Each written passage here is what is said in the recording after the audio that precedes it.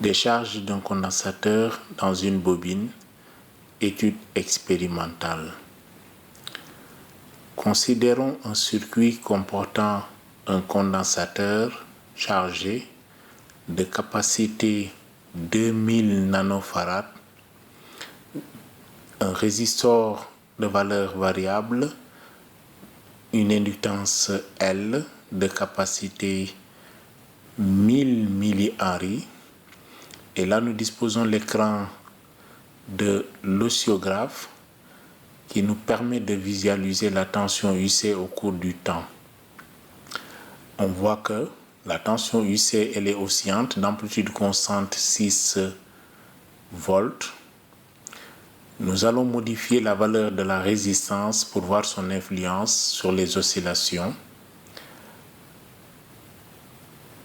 Augmentons la valeur de la résistance et notons l'observation sur l'oscillogramme.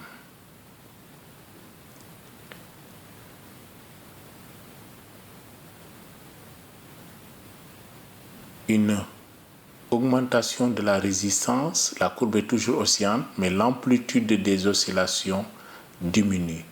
Si nous augmentons fortement la valeur de la résistance, pour une certaine valeur, on n'observe plus d'oscillation. L'influence de la résistance peut être résumée comme suit. À faible résistance, les oscillations sont amorties. Plus la résistance est grande et plus l'amortissement est important.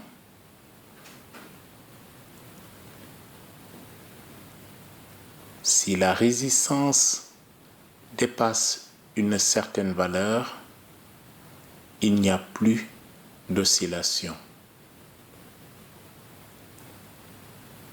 Si la résistance est nulle, les oscillations sont non amorties. L'amplitude des oscillations est constante. Étudions l'influence de l'inductance L et de la capacité. Modifions la valeur de l'inductance.